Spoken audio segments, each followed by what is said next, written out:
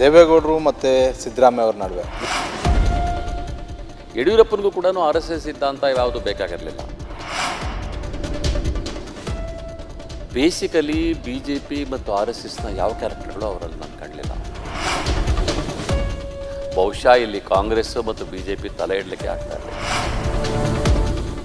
ದೇವೇಗೌಡರಿಗೆ power ಕೊಡಿಸ್ಬೇಕು ಅನ್ನೋದ್ರ ಬಗ್ಗೆ ಆದಂತಹ ಇದೆಯಲ್ಲ, ಅದು ಭಾಳ ದೊಡ್ಡ ಪ್ರಮಾಣದಲ್ಲಾಯಿತು.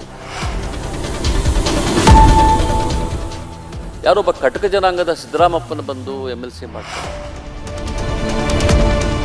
ದೇವೇಗೌಡರು ಮುಖ್ಯಮಂತ್ರಿ ಆಗುವಂತಹ ಸಂದರ್ಭದಲ್ಲಿ ವಿಧಾನಸೌಧದ ಒಳಗಡೆ ದೊಡ್ಡ ಜಗಳ ಆಗುತ್ತೆ. ಆ ಬಗ್ಗೆ ನಾವೆಲ್ಲ ಆಗ ರಿಪೋರ್ಟರ್ಸ್ ಆಗಿದ್ವಿ. ಆಗ ಏನಾಯಿತು, ದೊಡ್ಡ ಪ್ರಮಾಣದಲ್ಲಿ ಆಗಲೇ ಮೊಟ್ಟ ಮೊದಲ ಸಲ ಒಂದು ಒಕ್ಕಲಿಗ ಸಮುದಾಯ ಅಷ್ಟು ದೊಡ್ಡ ಪ್ರಮಾಣದಲ್ಲಿ ಪ್ರತಿಭಟನೆಯನ್ನು ನಾನು ನೋಡಿದ್ದು. ಅಲ್ಲಿ ಎಲ್ಲಿವರೆಗೂ ಹೋಯಿತು ಅಂತಂದರೆ ಹೆಗಡೆ ಅವ್ರಿಗೆ ಬಟ್ಟೆ ಅರ್ಥ ಹಾಕಿದ್ರು. ಭಾಳ ದೊಡ್ಡ ದಾಂಧಲೆನೇ ಆಯ್ತದು. ಅದಕ್ಕೆ ಹಿಂದೆ ವೆಂಕಟಸ್ವಾಮಿ ಕಮಿಷನ್ ರಿಪೋರ್ಟ್ ಇರ್ಬೋದು ಅಥವಾ ಚಿನ್ನಪ್ಪರೆಡ್ಡಿ ಕಮಿಷನ್ ರಿಪೋರ್ಟ್ ಸಂದರ್ಭದಲ್ಲಿ ಒಂದಷ್ಟು ಇದಾಗಿದ್ದು ಅನ್ನೋದು ಬಿಟ್ಟರೆ, ದೇವೇಗೌಡರಿಗೆ ಪವರ್ ಕೊಡಿಸ್ಬೇಕು ಅನ್ನೋದ್ರ ಬಗ್ಗೆ ಆದಂತಹ ಇದೆಯಲ್ಲ, ಅದು ಭಾಳ ದೊಡ್ಡ ಪ್ರಮಾಣದಲ್ಲಾಯಿತು. ಬಹುಶಃ ಆ ಸಮುದಾಯ ಮೊಟ್ಟ ಮೊದಲು ಪೊಲಿಟಿಕಲಿ ಆರ್ಗನೈಸ್ ಆಗಿದ್ದು, ಪೊಲಿಟಿಕಲಿ ಅವೇರ್ನೆಸ್ ಆಗಿದ್ದು ಅದೇ ಅಂತ ಕಾಣುತ್ತೆ ನನಗೆ. ಅಲ್ಲಿವರೆಗೂ ಕೂಡ ಅಷ್ಟೊಂದು ಅವೇರ್ನೆಸ್ಸು ನಾನು ಕಂಡಿರಲಿಲ್ಲ ಆ ಸಮುದಾಯದಲ್ಲಿ. ಫಸ್ಟ್ ಟೈಮು ದೇವೇಗೌಡರಿಗೆ ಪವರ್ ಕೊಡಿಸ್ಬೇಕು ಅನ್ನೋಂಥ, ಪವರ್ನ ನಾವು ಪಡ್ಕೋಬೇಕು ಅನ್ನುವಂತಹ ಇದು ಪ್ರಜ್ಞೆ ಮತ್ತು ಅರಿವು ಅವರಲ್ಲಿ ಮೂಡಿದ್ದು ಅದು ಮೊದಲು ಸಲ ಅಂತ ಅನಿಸುತ್ತೆ ನನಗೆ. ಸರ್, ಒಂದು ವೇಳೆ ದೇವೇಗೌಡರು ಮತ್ತು ಸಿದ್ದರಾಮಯ್ಯ ಅವ್ರ ನಡುವೆ ಇಷ್ಟೊಂದು ಬಿರುಕು ಆಗದಿದ್ದರೆ ಇವತ್ತು ಜನತಾದಳದ ಪರಿಸ್ಥಿತಿ ಯಾವ ರೀತಿಯಾಗಿರ್ತಿತ್ತು ಅಂತ? ಬಹುಶಃ ಇಲ್ಲಿ ಕಾಂಗ್ರೆಸ್ ಮತ್ತು ಬಿ ಜೆ ಪಿ ತಲೆ ಇಡಲಿಕ್ಕೆ ಆಗ್ತಾ ಇರಲಿಲ್ಲ. ಯಾಕಂದರೆ ಅವರಿಬ್ಬರು ಅಂತಂದರೆ ಅವರಿಬ್ಬರೇ ಅಲ್ಲ, ಅವರಿಬ್ಬರ ಜೊತೆಯಲ್ಲಿ ಅನೇಕ ಜನ ನಮಗೆ ಕಾಣಿಸ್ತಾರೆ. ಅದು ಬೈರೇಗೌಡ ಇರ್ಬೋದು, ಇದು ನಾಗೇಗೌಡ ಇರ್ಬೋದು, ವೈಕರಾಮಯ್ಯ ಇರ್ಬೋದು, MP ಪ್ರಕಾಶು, ಸಿಂಧ್ಯಾ, ಸುಮಾರು ಜನ ಅವ್ರ ಜೊತೆಯಲ್ಲಿ ಬಂದಂಥವರು ನಮಗೆ ಇವತ್ತು ಕಾಣಿಸ್ತಾ ಇದ್ದಾರೆ.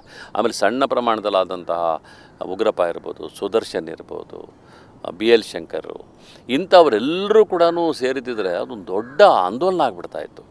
ಕಾಂಗ್ರೆಸ್ ಮತ್ತು ಬಿ ಜೆ ಪಿ ಎರಡನ್ನೂ ಕೂಡ ಹತ್ತಿರಕ್ಕೆ ಸೇರಿಸ್ತಾ ಇರೋ ಥರ ಲೆಕ್ಕದಲ್ಲಿ ಬಹುಶಃ ಇಲ್ಲಿ ಯಾವ ರೀತಿ DMK ತಮಿಳ್ನಾಡಲ್ಲಿದೆಯೋ ಆ DMK ಥರ ಇದು ಬಿಡ್ತಾಯಿತ್ತು. ಯಾರೂ ಟಚ್ ಮಾಡಲಿಕ್ಕೂ ಆಗ್ತಾ ಇರಲಿಲ್ಲ. ಅವರು ಏನಾದರೂ ಒಂದು ಇದು ಮಾಡಿ, ಯಾಕಂದ್ರೆ ದೊಡ್ಡ ಕಾಂಬಿನೇಷನ್ ಆಗಿಬಿಡ್ತಾಯಿತ್ತು.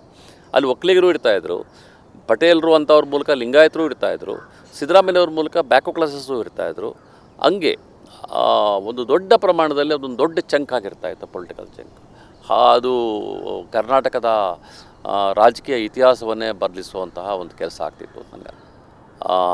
ಅವರು ಪಾಲಿಟಿಕ್ಸ್ಗೋಸ್ಕರ ಬಿ ಜೆ ಪಿನ ಇಲ್ಲಿಗೆ ತರಲಿಕ್ಕೆ ಸಾಧ್ಯ ಆಯಿತು. ಅವರು ಬೇಸಿಕಲಿ ಬಿ ಜೆ ಪಿ ಮತ್ತು ಆರ್ ಎಸ್ ಎಸ್ನ ಯಾವ ಕ್ಯಾರೆಕ್ಟರ್ಗಳು ಅವರಲ್ಲಿ ನಾನು ಕಾಣಲಿಲ್ಲ. ಅದು ನಿಜ ಹೇಳ್ತಾ ಇದ್ದೀನಿ.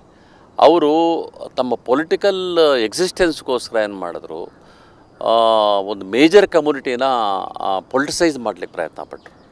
ಲಿಂಗಾಯತರನ್ನು, ವೀರಶೈವ ಲಿಂಗಾಯತರನ್ನ ಪೊಲಿಟಿಸೈಸ್ ಮಾಡಲಿಕ್ಕೆ ಪ್ರಯತ್ನ ಪಟ್ಟರು. ಅದರಲ್ಲಿ ಅವರು ಯಶಸ್ವಿ ಆದರು.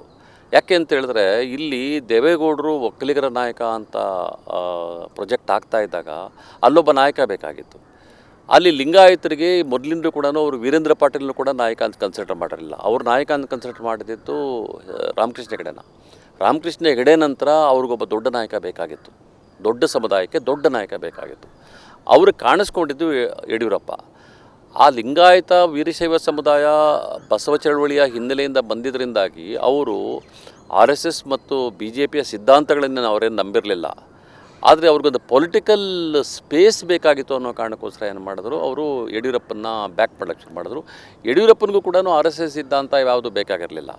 ಅವರಿಗೆ ಒಂದು ಪೊಲಿಟಿಕಲ್ ಸ್ಪೇಸು, ನಾನು ಕಾಂಗ್ರೆಸ್ ವಿರುದ್ಧ ಮಾಡಬೇಕಾದ್ರೆ ನನಗೊಂದು ದೊಡ್ಡದು ಬೇಕು. ಕಾಂಗ್ರೆಸ್ ಮತ್ತು ಜನತಾ ಪಕ್ಷ ಎರಡರ ವಿರುದ್ಧ ಮಾಡಬೇಕಾದ್ರೆ ನನಗೊಂದು ಪೊಲಿಟಿಕಲ್ ಒಂದು ವೇದಿಕೆ ಬೇಕು ಅನ್ನೋ ಕಾರಣಕ್ಕೋಸ್ಕರ ಅವರೇನು ಮಾಡಿದ್ರು, ಲಿಂಗಾಯತರನ್ನ, ವೀರಶೈವರನ್ನು ಹೆಚ್ಚು BJP ಕಡೆಗೆ ಸಾಧ್ಯ ಆಗ್ತಾಯಿತ್ತು. ಬಹುಶಃ ಯಡಿಯೂರಪ್ಪ ಇಲ್ಲದೇ ಇದ್ದಿದ್ದರೆ ಕರ್ನಾಟಕದಲ್ಲಿ BJPಯ ಸ್ಥಿತಿ 10ಕ್ಕಿಂತಲೂ ಮೇಲೆ ಹೋಗ್ತಾ ಇರಲಿಲ್ಲ, 10 ಒಳಗಡೆ ಇರ್ತಾಯಿತ್ತು ಅಷ್ಟು. ಅದು ಮೇಜರ್ ಕಾಂಟ್ರಿಬ್ಯೂಷನು BJPಯಲ್ಲಿ ಬರಲಿಕ್ಕೆ ಯಡಿಯೂರಪ್ಪ ಅಂತ ನನಗನ್ನಿಸ್ತಾ. ಅದು ಒಂದು ಪಾರ್ಟು. ಇನ್ನೊಂದು ಪಾರ್ಟು, ನನಗೆ ದೇವೇಗೌಡರಲ್ಲಿರುವಂಥ ಇನ್ನೊಂದು ಗುಣವನ್ನು ಕೂಡ ಯಡಿಯೂರಪ್ಪನಲ್ಲಿ ಕಂಡಿದ್ದು ಅಂತ ಹೇಳಿದ್ರೆ, ಬಹುಶಃ ಅದು ಬಸವಾದಿ ಶರಣರ ಇನ್ಫ್ಲೂಯೆನ್ಸ್ ಆಗಿದೆಯೋ ಅನ್ನೋ ಗೊತ್ತಿಲ್ಲ ನನಗೆ. ಅನೇಕ ಜನ ಹಿಂದುಳಿದ ವರ್ಗಗಳು ಯಡಿಯೂರಪ್ಪನ ಜೊತೆಯಲ್ಲಿ ಅವರ ಇದರ ಮೂಲಕ ಅವರು ಬೆಳೆಯೋದಕ್ಕೆ ಸಾಧ್ಯ ಆಯಿತು. ಯಾರೋ ಎಲ್ಲೋ ಇದ್ದಂತಹ ಒಬ್ಬ ಗಾಣಿಗರ ಪುಟ್ಟಸ್ವಾಮಿನ ತಗೊಂಬಂದು MLC ಮಾಡಿ ಮಂತ್ರಿ ಮಾಡ್ತಾರೆ. ಒಬ್ಬ ಮುಸ್ಲಿಮ್ ಮುಮ್ತಾಜ್ ಅಲಿ ಖಾನ್ನ MLC ಮಾಡಿ ಮಂತ್ರಿ ಮಾಡ್ತಾರೆ. ಯಾರೊಬ್ಬ ಕಟಕ ಜನಾಂಗದ ಸಿದ್ದರಾಮಪ್ಪನ ಬಂದು MLC ಮಾಡ್ತಾರೆ.